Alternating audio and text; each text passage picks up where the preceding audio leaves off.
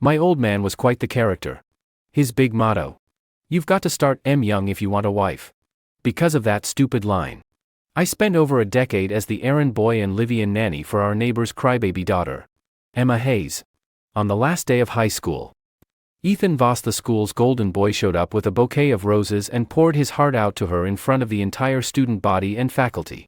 Everyone was craning their necks, waiting for the big show, watching me, the so-called ultimate simp, get my heart shattered into a million pieces.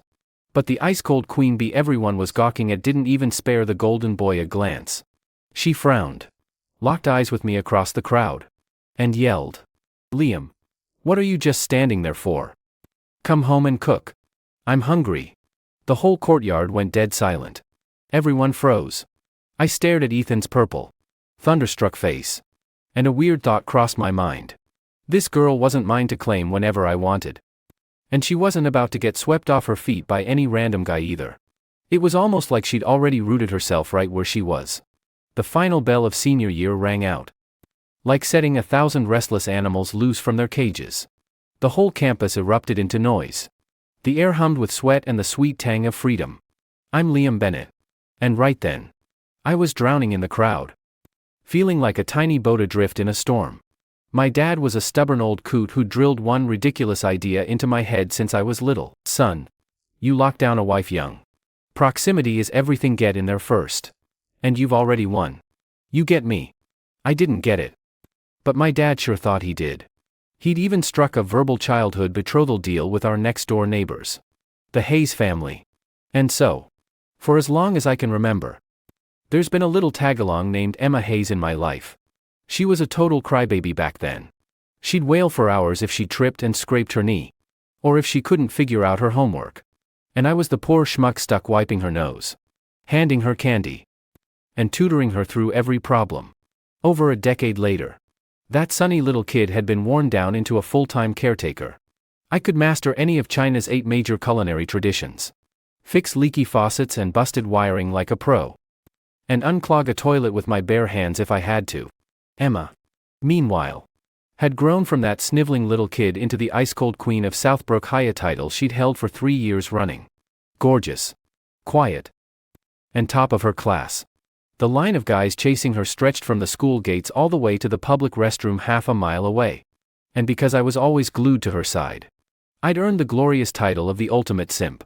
To all of that, I had one thing to say: you people don't know jack shit. This wasn't simping. This was raising a daughter without getting paid for it. "Look, it's Ethan. He's heading straight for Emma." A shout went up through the crowd like a crack of thunder, and every head snapped toward the school gates. There he was, Ethan Voss, golden boy and student body president, looking sharp in a crisp white button-down, holding a huge bouquet of bright red roses, flanked by his crew. He stepped right into Emma's path.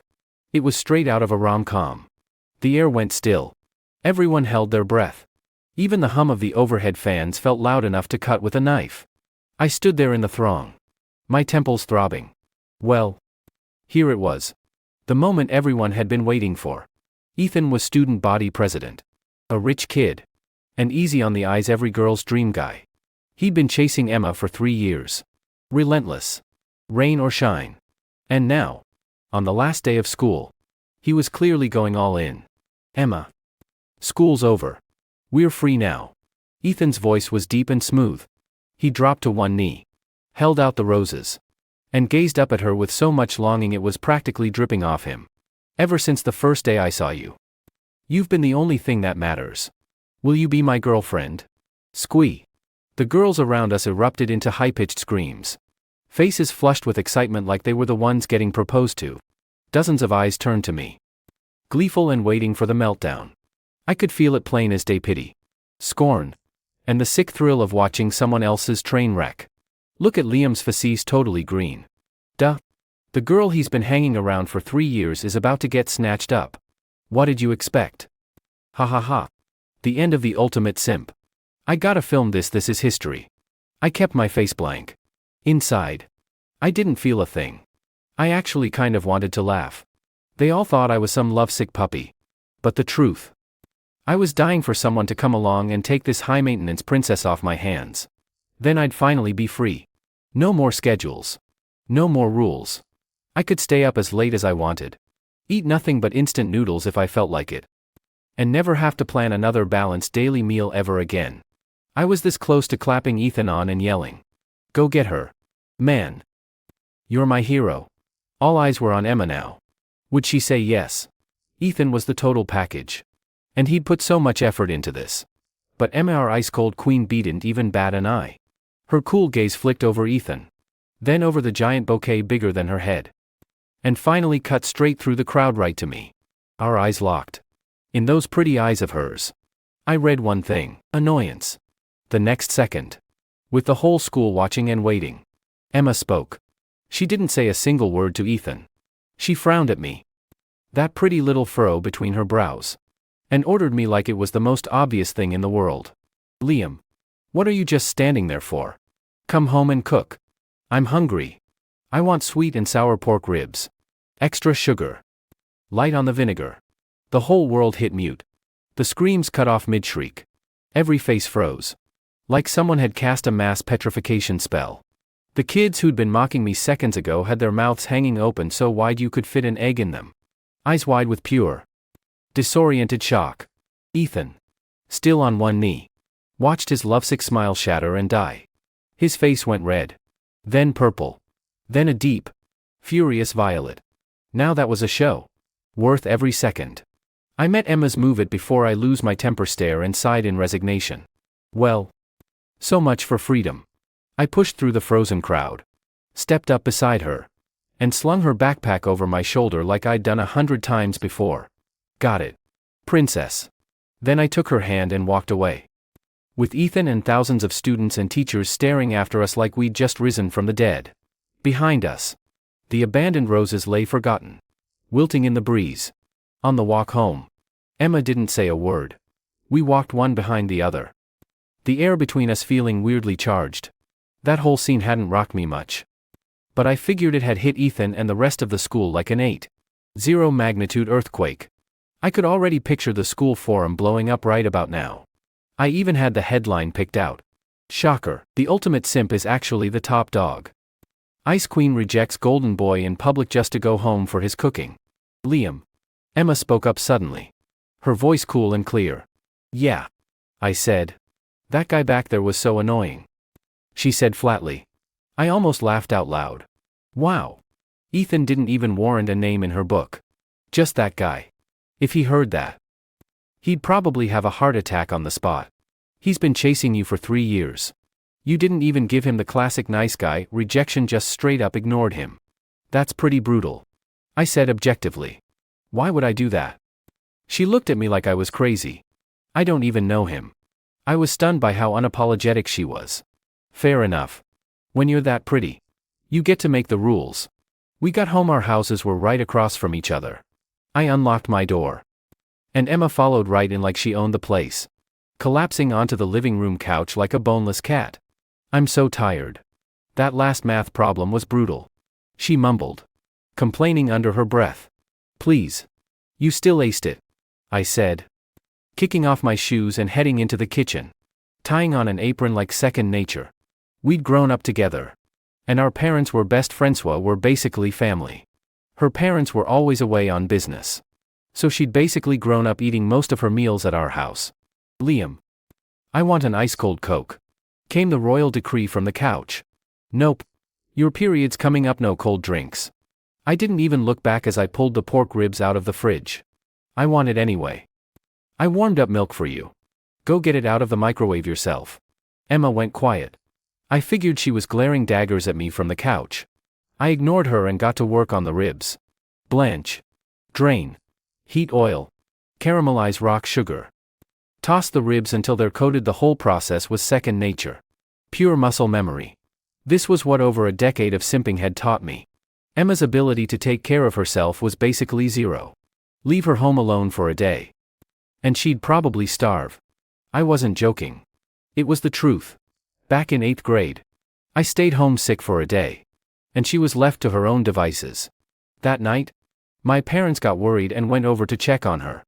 Sure enough, there she was on the couch, teary-eyed, munching on a bag of expired potato chips. Said she didn't know how to use the microwave or order food delivery. After that, I officially became her personal chef. Food's ready. Come eat. Half an hour later. 3 dishes and a soup were on the table. Sweet and sour pork ribs. Tomato and egg stir-fry. Sautéed broccoli. And seaweed egg drop soup. Emma practically floated over at the smell. She sat down. Picked up her chopsticks. And stared at the ribs with stars in her eyes. Liam. You're the best. She said. Taking a bite and closing her eyes in pure bliss. I huffed a laugh. Best. Maybe stop treating me like your personal workhorse then. Oh. Right. She said. Like she just remembered something. Mom called. She signed me up for a summer program at Kingston University. I leave next week. My chopsticks froze mid-bite. Kingston University. That was the best school in the whole country. With her grades. She'd get in no problem. That's great. I said evenly. Go see the capital. Broaden your horizons. You're coming too. She said. Huh. I thought I'd misheard. Why would I go? With my grades. They'd run a full background check just to let me work security there. My grades weren't bad. I was upper middle at Southbrook. Good enough to get into a solid state university if I tried. But next to Emma, who was consistently valedictorian, I was a candle next to the sun. I don't care. She set down her chopsticks and looked at me dead serious. Wherever you go. I go. I froze. Emma. Don't joke around. This is college applications we're talking about. It's your whole future. I said. Stern. I'm not joking. She held my gaze. Her eyes clear and stubborn. If you don't go to Kingston. I won't either. I'll just go to Blue Ridge Vocational School down the street. Me. I stared at her gorgeous face. And there was no mistaking that look. This wasn't a request. This was a notification. And that's when it hit me. A terrible, earth-shaking realization. This girl I'd been looking after all these years hadn't just grown legs. She'd put down roots right in my front yard. And there was no pulling her out. I didn't sleep a wink that night. Emma's words, wherever you go. I got played on loop in my head like a broken record. I tossed and turned. My mind a total mess. What was this? Dependency? Habit? Or was it something more? I didn't dare finish that thought. The next morning, I dragged myself to the door with huge dark circles under my eyes. Ready to go get breakfast. And there she was. Emma. She had matching dark circles. Was holding a college application guide. And was staring at me with those big, pleading eyes. Liam. Have you decided yet? I rubbed my forehead. Princess. It's 6 in the morning. We've got days before applications are due. I don't care. Tell me right now. Where are you applying? She was as stubborn as a mule. Looking at her, I suddenly felt exhausted. Emma. Listen to me. I said. Deciding to have a real talk with her. This is your life. You can't throw it away just because of me. My life is you. She cut me off. Her voice was quiet. But unshakable. I froze right there on the doorstep. What the actual hell? That line, was that supposed to be as intense as it sounded? Looking at her pale, sleep-deprived face and those stubborn, determined eyes. Every lecture I'd prepared died in my throat. Fine. Fine. You win. I surrendered. I'll apply to schools in Kingston. Happy. There were plenty of colleges in Kingston. One of them had to take me. Worst case. She'd be the genius at Kingston U. And I'd coast through some random state school nearby. At my answer, her eyes lit up. And she broke into a huge, relieved smile. Then go get breakfast.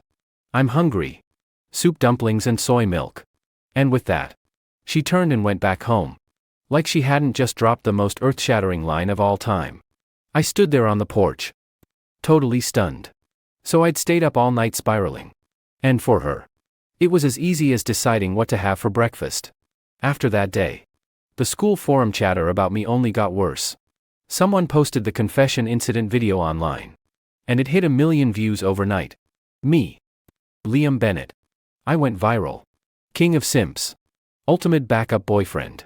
Master manipulator. The labels came flying at me thick and fast. Ethan. Meanwhile, became the internet's poor little tragic hero. Everyone felt sorry for the guy who'd loved and lost. He didn't stay quiet. Either. He posted a long dramatic essay on the forum. It was all heartfelt and earnest.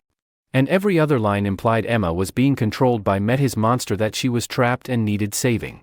He begged everyone to open their eyes, not be fooled by my fake nice guy act, and swore he'd rescue Emma from the darkness with his true love. The post shot him straight up onto his moral high horse. Dozens of girls cried over how romantic he was. And dozens of guys got all fired up, saying they'd join his Save the Goddess crusade. Overnight, I became public enemy number one at school. My roommate saw the chaos unfolding on the forum and looked like they'd seen a ghost. "Dude, this is bad," said Jake, our chubby roommate, handing me his phone. "Look, Ethan's little crew started an anti-Liam alliance." I glanced at it. Their slogan, "Stop the manipulator. Bring our goddess back."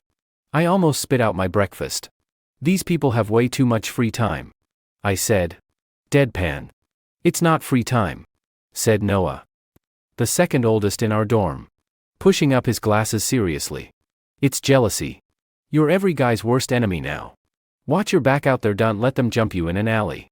"Relax," I said, calmly biting into my steamed bun. "Those losers. 10 of them couldn't take me." No sooner had the words left my mouth than the dorm door slammed open. Ethan stormed in with 7 or 8 guys behind him, all fired up. Ethan led the pack, his eyes bloodshot, looking like he wanted to tear me apart with his bare hands. "Liam, you spineless, low-life creep. What did you do to Emma?" he yelled, jabbing a finger right in my face. The dorm went dead silent. Jake and the others held their breath, scared stiff. I slowly finished my last bite of bun, wiped my mouth, and looked up at him. "I made sweet and sour pork ribs earlier. You want some?" My words hit him like cold water on a grease fire. Ethan's face turned bright, furious red. You dare joke with me?" He was shaking with rage. "I'm warning you. Liam, stay away from Emma. You don't deserve to be near her." "Funny. I don't remember you being the one who gets to decide that." I stood up. I was half a head taller than him, and the size difference alone shut him down a little. "You." Ethan sputtered, speechless. One of his goons, a guy with bleached yellow hair, stepped forward right away. "Hey, why's Ethan's being nice to you? Don't be a jerk about it. Know your place." "Yeah. You're just a simp who got lucky, 'cause you can cook. What are you so cocky about? Apologize to Ethan right now, and get out of Emma's life for good." They all yelled over each other, spitting insults left and right. My roommates huddled in the corner, trembling like a bunch of scared birds. I picked at my ear. It was getting loud in here. "You done?" I asked flatly. Ethan took a deep breath, like he was trying to look mature and above it all. "Liam, let's make a deal." He stared at me coldly. "I know guys like you're just in it for the money. I'll give you 200 grand. You leave Emma, and never show your face around her again." "Whoa." Jake and the others gasped. They looked at me like I'd just hit the jackpot. 200 grand. For broke high school kids like us. That was life-changing money. "Dude, maybe just take it," Jake whispered in my ear. "With 200 grand, you could get any girl you want." I shot him a look and said nothing. Ethan saw me stay quiet and thought I was tempted. A smug, sneering smile tugged at his lips. "What? Not enough? Fine, 300 grand. That's my final offer. Take the money and get the hell out of here." That holy earth Anthu Mini Talk's attitude of his made me sick to my stomach. I laughed. "Ethan, do you really think money can buy everything? Isn't that how it works?" he said, like it was obvious. "It can and it can't." I looked him dead in the eye and said, slow and clear, "Money can buy a lot of things. But it can't make Emma want to eat anyone's cooking but mine." "What's that supposed to mean?" Ethan's face darkened. "It means..." I stepped up to him, clapped him on the shoulder, and said low enough only he could hear, "While you've been out here flashing your daddy's money around, I've already made more on my own than you'll probably make your whole life. So take your sad little 300 grand and get lost." My voice was quiet, but the scorn and mockery in it cut like a knife. His eyes went wide. He stared at me like he couldn't believe what he was hearing. "You're full of crap." "Am I?" "You know the truth." I was done talking. "Take your crew and get out of my dorm." I was trying to nap. With that, I turned around, laid back on my bed, and pulled the curtain shut. End of conversation. The whole dorm went dead quiet. Everyone was totally stunned by what I'd just done. Ethan's face went from red to white to green. Like a messed-up rainbow. It was probably the first time anyone had ever humiliated him that bad, especially the simp he'd looked down on for so long. Fine, fine. You'll regret this. Liam. You just wait. He spat out the threat. Then turned and slunk out with his equally shocked goons trailing behind him. The dorm door slammed shut behind them. It took Jake and the others a solid minute to process what just happened. Holy crap. Dude. That was so cool. Jake was the first to recover. Practically diving at my bed curtain with stars in his eyes. Wait. Was that true? You actually made that much money? Noah leaned in too. I pulled back the curtain.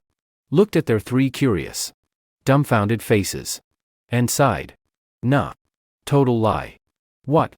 All three said it at once. Totally let down. Just talking big to mess with him. I rolled over. All right. Shut up now. Let me sleep. It was all just tough talk. Obviously. I was a broke high school kid. Where would I get that kind of money? But in that moment, I'd be damned if I let Ethan make me feel small. I just never thought that random brag would actually come true. Not by a long shot.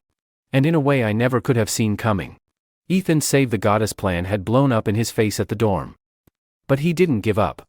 He switched tactics and went after the people around Emma. First on his list, a few girls from Emma's class. They weren't close friends. Just casual acquaintances who'd walk to the bathroom together sometimes. Ethan spent money like water on them designer bags. The latest phones. Fancy cosmetics. All free for the taking. Pretty soon. Those girls were his little spies. Whispering in Emma's ear nonstop. Emma.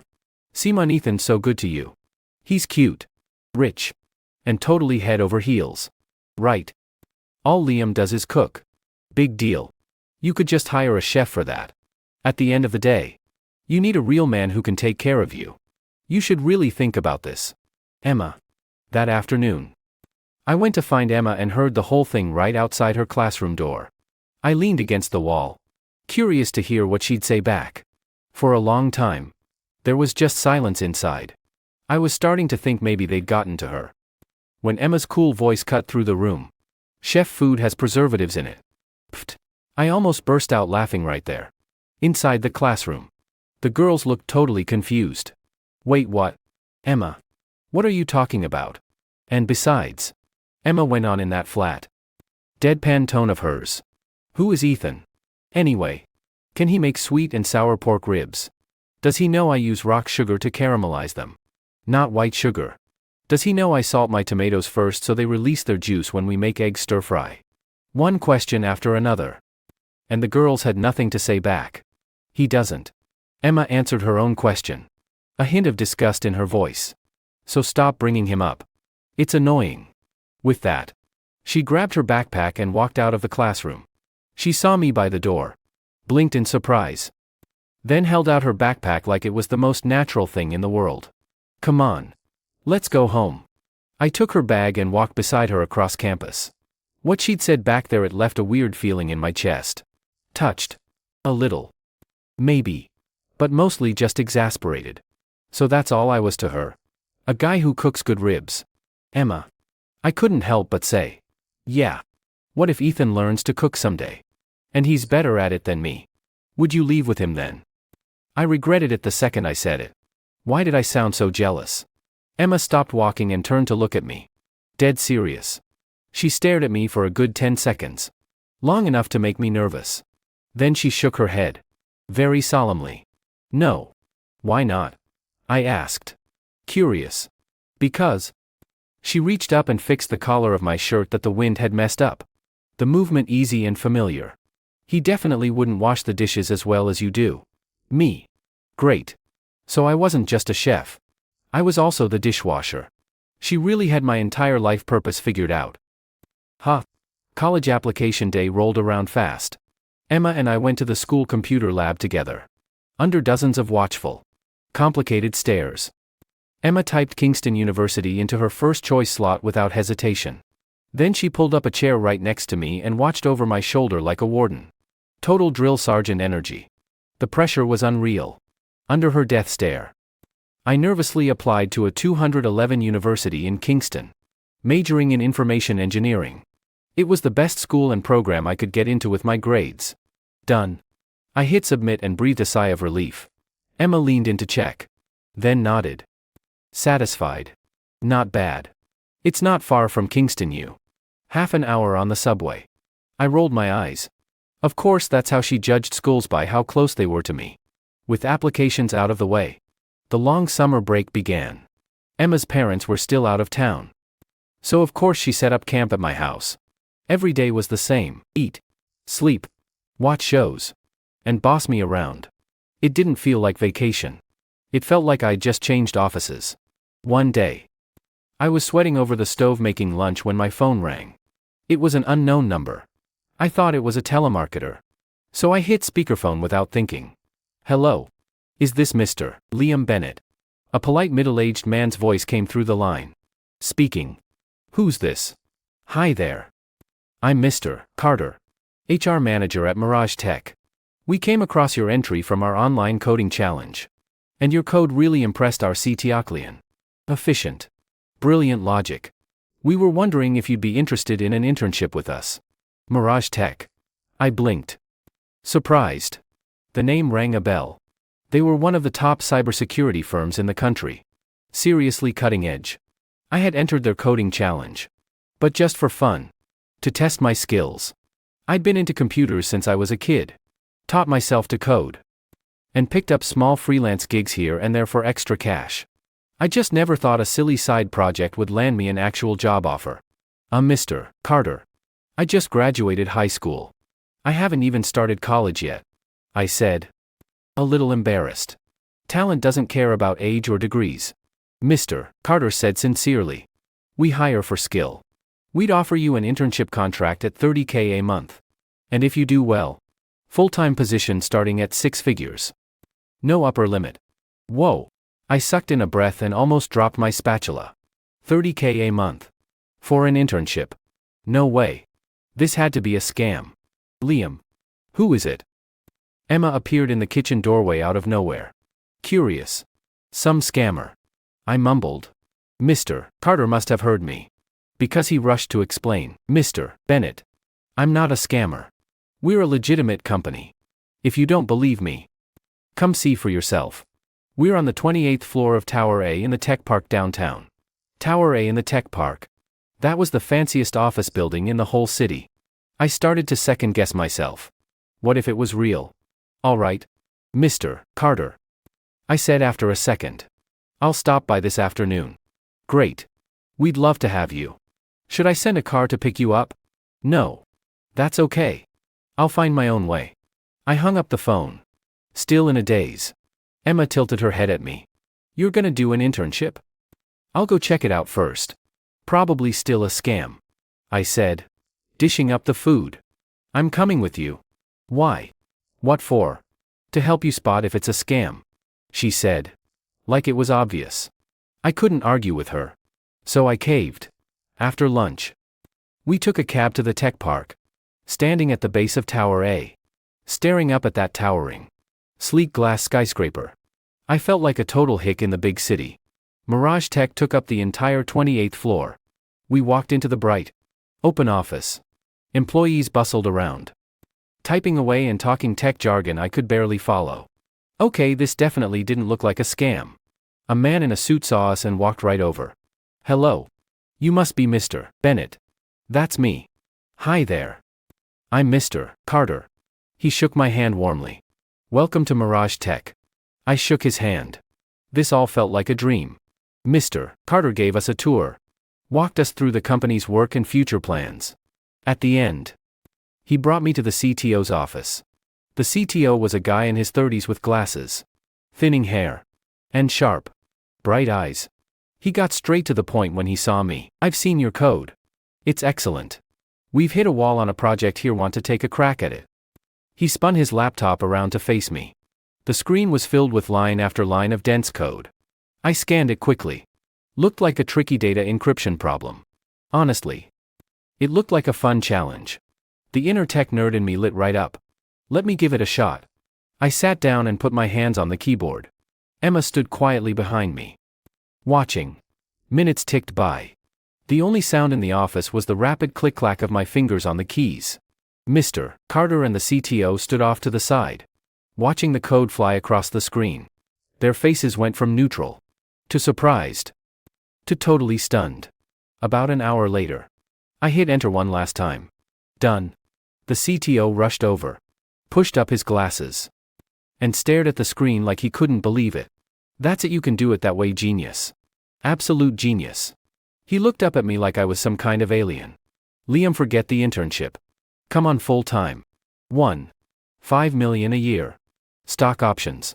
Company car. What do you say? Me. Emma. Sir. That's against company policy, Mr. Carter started. Policies are made to be broken. The CTO grabbed my shoulders. Excited. Liam. You're exactly who we've been looking for. Name your price, anything you want. I stared at this raving man in front of me, then glanced over at Emma, who looked like she'd known this would happen all along. And suddenly I remembered that dumb brag I'd made in the dorm to Ethan. I've already made more on my own than you'll probably make your whole life. No way. Had that stupid lie actually come true? I turned down the full-time offer. In the end. Are you kidding? I hadn't even started college yet. But I accepted the internship and signed a really generous contract. When I walked out of Mirage Tech, contract in hand, $30,000 a month, I felt like I was walking on clouds. Emma walked beside me, her face neutral as usual. But there was this little glint in her eye like pride. I knew you'd be good at this, she said suddenly. How'd you know? I asked. Curious. She glanced at me, like it was obvious. You explain math problems better than the teachers. Anyone who can make hard stuff that easy has to be really smart. Well, hard to argue with that logic. When I got home and showed my parents the contract, my chaotic old man got so excited he almost bowed down to me right there. Told you my boy was a prodigy. Bennett genes are unbeatable. He spent all night bragging about my contract in the family group chat, getting dozens of congratulatory replies. The next day, I officially started at Mirage Tech. My job was simple: help the CTO work through tough technical problems. For me, these hard problems were just like high school math. They took some thinking, but they weren't that bad. I worked 9 to 5, took the bus to and from work, and settled into corporate intern life. Emma, meanwhile, got herself a job too, bringing me lunch every single day, right on schedule. She couldn't cook herself, so every morning she'd look up recipes, tell my mom what to make, pack it all up in an insulated lunchbox, and take the hour-long bus ride to my office. Rain or shine, she never missed a day. Pretty soon, everyone at the company knew the genius new intern in tech had a drop-dead gorgeous girlfriend who brought him homemade lunch every day. At first I tried to explain that she was just the girl next door, like a little sister. Nobody bought it. And honestly, when I saw her standing there waiting for me every day, those clear eyes only looking at me, even I started to wonder. One afternoon, Emma and I were eating in the little garden downstairs when an uninvited guest showed up. Ethan. He'd found out where I was interning somehow, and tracked me down. He was decked out in designer clothes, driving a flashy red sports car. He turned every head the second he pulled up. Emma. He marched right over to us. And when he saw Emma taking little bites of food from my bowl, jealousy practically burned out of his eyes. What are you doing here? Liam, did you make her come? Did you force her? Emma frowned. She didn't even look at him. She just said to me, Liam, this fly is so loud. Let's go eat somewhere else. Pfft. I almost choked on my food. A fly. Ethan's face went dark. Furious. Emma. Do you even know who this guy is? He's a fraud. A high school grad. Working at Mirage Tech. No way he cheated his way in. He used some dirty trick. Ethan yelled, pointing at me wildly. He was yelling so loud he drew a crowd of my coworkers. Everyone whispered and pointed. Isn't that the Voss Group heir? Yeah. Why is he fighting with our new intern? Looks like it's over the pretty lunch girl. Yikes. Total love triangle showdown. I frowned, about to say something. But then a voice spoke up from behind Ethan. Excuse me. What's going on here? I looked up. It was Mr. Carter. Mr. Carter saw me, then saw Ethan. and blinked in surprise. Mr. Voss. What are you doing here? Mr. Carter clearly knew who he was. Ethan saw Mr. Carter and looked like he'd found his savior. Mr. Carter. Perfect timing. He pointed at me and yelled. There's been a mistake. This guy. Liam Bennett's just a high school grad. A loser who only knows how to cook. How'd he even get in here? He must have faked his resume. I demand you fire him right now. He looked so self-righteous. Like he was uncovering some huge corporate scandal. The coworkers around us started giving me suspicious looks too. Mr. Carter listened. And his face got really weird. He looked at Ethan. Then at me. Then cleared his throat and spoke to Ethan in a very polite, respectful tone. Mr. Voss. I think there's been a misunderstanding. Mr. Bennett was personally invited by our CTO. And hired directly by the CEO. He's our steer lead technical consultant. And as for firing him. Mr. Carter paused. Looking pained. I'm afraid that's not possible. You see, the company was just acquired. And the person who acquired us. That's Mr. Bennett. Mr. Carter's words hit the crowd like a bomb. The whole world went dead silent. Everyone's eyes went wide as saucers. And every single head turned to stare at me. Like I was from another planet. Ethan's smug, arrogant face froze. Then crumbled. Then went totally blank. His mouth hung open. And he made these little gasping sounds like a fish out of water. No way. That's impossible. He shrieked. Totally unhinged. Mr. Carter. Have you lost your mind? He's just some poor kid. There's no way he bought Mirage Tech. I was just as confused. Since when did I buy a whole tech company? Why didn't I know about this? I stared at Mr. Carter. Totally confused. Mr. Carter caught my look.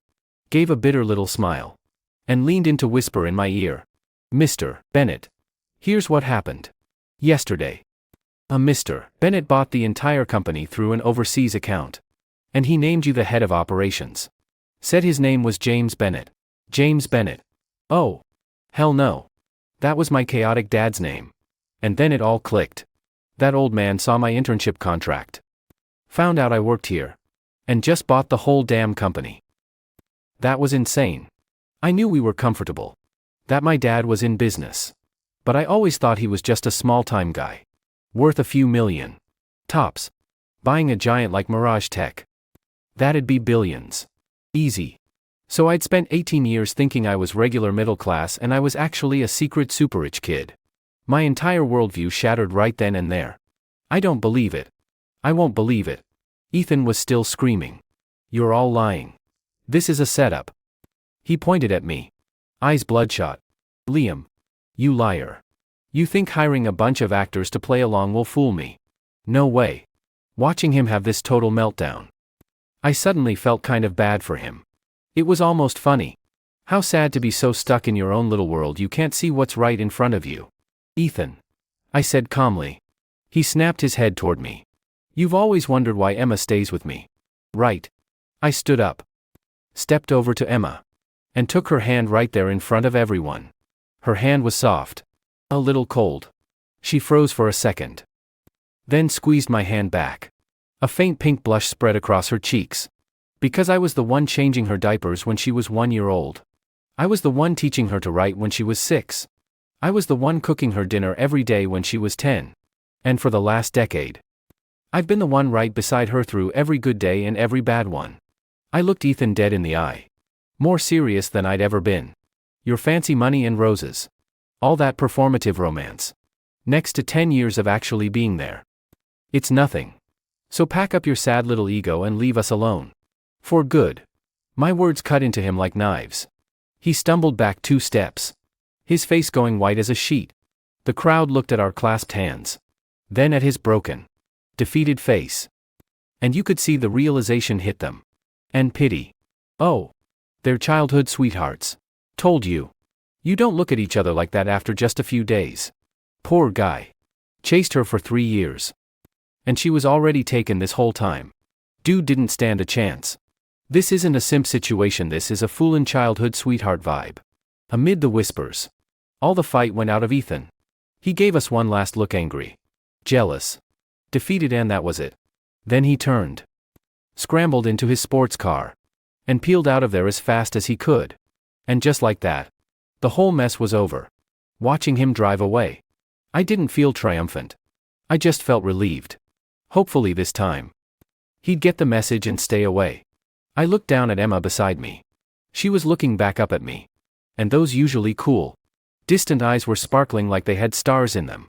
Liam, she whispered. That was really cool. My face heated up. I felt suddenly shy. Pfft. It was nothing. I'm just that good. Then she stood up on her tiptoes and kissed me quickly on the cheek. Warm. Soft. And she smelled like flowers. I froze solid. My brain went totally blank. Wait, what? Did she just kiss me? That's your reward. She said it. Then her face went bright red. And she stared at her shoes. Too embarrassed to look at me. The coworkers around us broke into warm laughs and wolf whistles. I touched my cheek where she'd kissed me. Looked at her shy little smile. And my heart started hammering out of my chest. That girl I'd been looking after all these years. Was it finally my turn? After that big official moment outside the office, things shifted between Emma and me. She wasn't just the spoiled princess who bossed me around anymore. She started trying to take care of me. To be sweet. Though most of her taking care of me just made things worse. Like the time she decided to cook me dinner and almost burned down my kitchen. Or the time she tried to give me a massage after a long day at work and almost dislocated my shoulder. Or when she tried to knit me a SCA, RF like the girls in dramas. And it came out looking like a fishing net. It was all ridiculous. But it made my chest feel warm anyway. As for my dad, I sat him down for a very thorough interrogation about our secret fortune. And the answer? Way crazier than I ever imagined. We weren't just rich. My dad, James Bennett, had built everything from nothing. Started as a small-time contractor. Worked his way up to real estate tycoon. Properties all over the country. Net worth in the billions. And my mom. She wasn't just a housewife. She was a legendary investor. Her funds moved half the financial district. And me. I was their only son. The sole heir. When they told me, my brain just short-circuited. I yelled at my dad, "You guys lied to me my whole life. I'm 18 years old and I thought we were just normal. Do you know how hard I rode my bike to school every day just to save a few bucks on bus fare?" My dad puffed his cigar and looked totally innocent. "Hey. Don't blame me. Kid. You said it yourself. You wanted to make it on your own. Didn't want to be some spoiled rich kid who coasts through life." Me, when did I say that? My mom sipped her tea elegantly. When you were 3 years old. Me. All right. Fair play. Finding out I was secretly loaded didn't go to my head. Though. After 18 years of thinking I was regular middle class. It was hard to flip that switch overnight. I still took the bus to Mirage Tech every day. Only now. Mirage Tech was mine. It was a weird feeling. I became the most mysterious guy at the office. Everyone knew I was the new owner. But they saw me taking the bus. Eating in the cafeteria. Acting just like any other employee. So the rumors about me got wilder and wilder. Some said I was a rich heir going undercover to see how the other half lived. Some said I was the heir to some old money family. Out in the world gaining experience. Some even said I was an alien sent to observe humans. I just laughed off all the rumors. I kept working as a technical consultant. Coding every day. Turns out, I like being a quiet tech nerd way more than being some busy CEO. I left the day-to-day stuff to Mr. Carter and the CTO. I just stepped in when they hit a technical wall. Life felt normal again. More or less. The only difference. Emma and I were closer than ever. We did all the couple stuff, went to movies. Went shopping. Took long walks together. Though most of the time, I was still taking care of her. But every now and then, she'd try to do something nice for me. In her own clumsy way. Like when I stayed up late coding. She'd sit with me quietly and bring me warm milk even if she usually heated it so hot it burned my tongue. Or when I got sick. She'd panic. Look up every home remedy online. And make me a pot of sick day soup that tasted interesting. To say the least. I knew she was trying her best. In her own way. To be good to me. And that was more than enough. When the acceptance letters came. Both our families went out to dinner to celebrate. Emma got into Kingston University. I got into Kingston Institute of Technology. Both schools were in Kingston. Not far from each other. At dinner. My dad and Mr. Hayes got totally drunk, slung their arms around each other, and kept yelling about how we should just get married already. Emma and I sat there side by side, our faces bright red. That summer was full of sunshine, soda, and that sickly sweet romance vibe. I thought our future would just keep being perfect like that. Until I got a phone call. It was Ethan. His voice was weirdly calm, almost amused, in a creepy way. Liam. Long time no talk. What do you want? I frowned. I didn't like the guy. Can't I just call to chat? He chuckled. I just have something to tell you. What is it? It's about Emma. My stomach dropped. What are you talking about? Nothing. There was a teasing edge to Ethan's voice. I just found out some interesting stuff. Aren't you curious? Why Emma's parents are always gone. Never around. Aren't you curious why she's so dependent on you, like she can't function without you? His words pricked at me. Sharp and uncomfortable. I'd wondered those things before. But I'd always figured Mr. and Mrs. Hayes just worked a lot. And Emma was just used to having me around. Spit it out. What do you want? My voice went cold. Heh. Don't rush me. Ethan drawled. You want to know the truth? Come to the abandoned factory on the south side. I'll be waiting. And come alone.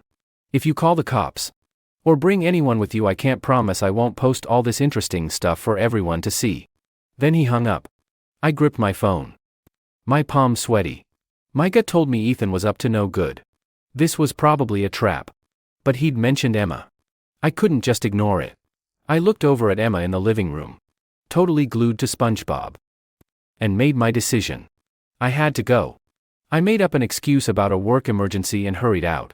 I didn't call the police. I knew guys like Ethan, huge ego. Already humiliated so many times. He was probably totally unhinged by now. If I called the cops and set him off, who knows what he'd do? But I wasn't stupid enough to go in totally alone. Either. I texted my dad the address and what was going on. Told him to bring people but hang back until I said so. Then I took a cab to the abandoned factory on the south side. The factory was empty inside. Dusty. And smelled like rust. No sooner had I stepped inside than the big metal gate behind me slammed shut. 7 or 8 thugs with metal pipes stepped out of the shadows and surrounded me. And Ethan walked out from behind them. Slow and smug. He had this sick smile on his face. His eyes wild with rage and bitterness. Liam. You made it. I've been waiting. Ethan. What do you want? I stared him down. Cold. What do I want? He laughed like it was the funniest thing he'd ever heard. I don't want anything. I just want you to feel what I felt. To know what humiliation tastes like. He waved a hand. The thugs grinned and started closing in. Beat him within an inch of his life. I'll take care of the consequences. I knew I was gonna get hurt. There was no way around it. I took a deep breath and clenched my fists. I wasn't a fighter. But I could handle a few low-level thugs. Right as I was about to throw the first punch, a cool but shaky voice called out from the factory entrance. Stop. I whipped around. There was Emma. Standing in the doorway.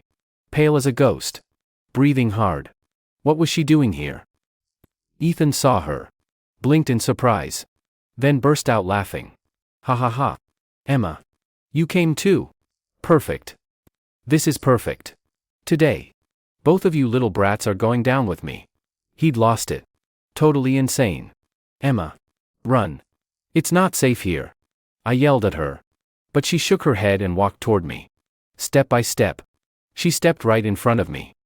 Shielding me with her thin little body. Putting herself between me and the thugs. She looked at Ethan. And her usual cool was gone. All that was left was cold. Sharp anger. What do you think you're doing to him? Doing? Ethan laughed until he cried. I'm gonna destroy him. I'm gonna make you watch as the guy you care about most gets on his knees and begs me for mercy like a dog. Don't you dare. Emma's voice was sharp. Unshakable. Watch me. Ethan's face twisted into a snarl. Get Em. Grab the girl first. The thugs looked at each other. Leered. And started walking toward Emma. I saw red. About to lunge forward. But Emma did something no one saw coming. She pulled something out of her little purse. A remote. She pressed the big red button. The next second. Boom. A huge explosion went off right behind Ethan. His flashy red sports car, parked right outside the factory doors, blew up into a giant fireball.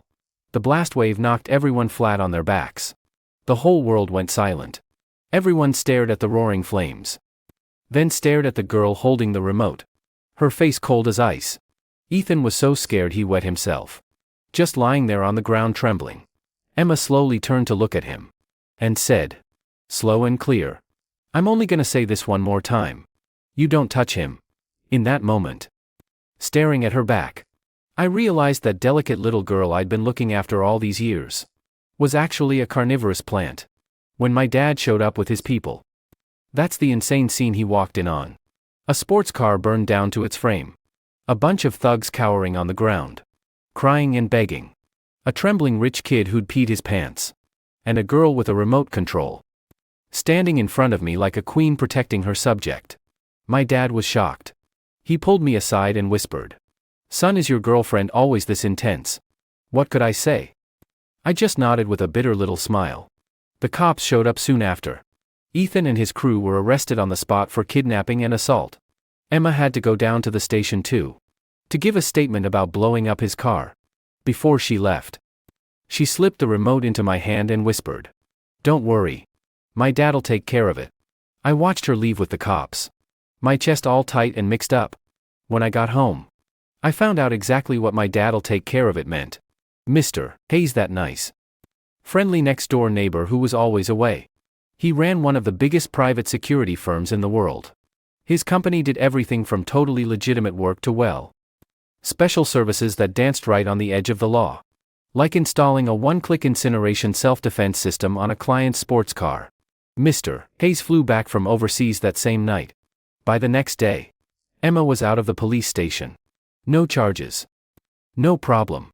The Voss family, on the other hand, they were in huge trouble. Overnight, the Voss group got hit with scandal after scandal: tax evasion, bribery. You name it. Their stock crashed. They were on the brink of bankruptcy. I knew this was Mr. Hayes' way of paying them back. A father protecting his daughter. So Emma wasn't some poor neglected kid after all. She was just protected really well. Mr. Hayes was always away because his work was dangerous. And he had a lot of enemies. He didn't want to put his family in harm's way. He trusted my parents to look after her. Hoped I'd be there for her growing up. Give her a normal childhood. And that's exactly what I'd done. He just probably never expected his daughter would grow up to be totally helpless at daily life. But an absolute force to be reckoned with when it came to fighting back. The whole Ethan mess blew over after that. Once his family lost everything.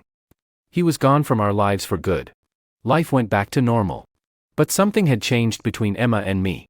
Something permanent. We weren't just childhood sweethearts anymore. We were each other's weakness. And each other's shield. Movie-in day came around fast. We took the train to Kingston together. In that new city, we got our very own place. Mr. Hayes and my dad went in together and bought us a huge luxury apartment. Right between our two universities. Said it was so we could look after each other. I stared at the fancy, huge living room big enough for a party. Then looked over at Emma, who had this little you can't get away now smile on her face. What could I say? Just accept my fate. College was way more free than high school. I studied my major. Popped into the office now and then. And spent most of my time with Emma. She still couldn't take care of herself to save her life. I was still her personal chef and caretaker. But we both loved every second of it. Sometimes I'd ask her, "Emma, when did you start liking me?" Anyway, she'd think about it for a long time. Then answer really seriously, "I don't remember. For as long as I can remember. You've been the only one in my world. Without you, food doesn't taste good. Sleep doesn't feel right. Even the air feels wrong. Liam, you're my air. My water. My everything." Every time she said stuff like that, I'd think all those years of simping. Worth it. I wasn't a simp. I was something she couldn't live without. Something irreplaceable. And that was more than enough. Our story's still going. We've got a whole lifetime ahead of us. But I think as long as she's right there beside me. And I get to make her sweet and sour pork ribs every day. That's the happiest, most perfect life I could ever ask for. Though honestly, it'd be even more perfect if she learned to wash the dishes herself. Hey there. Could you rate this story in the comments? Use a scale of 1 to 10. Please, I am begging you. It really means a lot to me. And if you like this kind of content, don't forget to hit follow.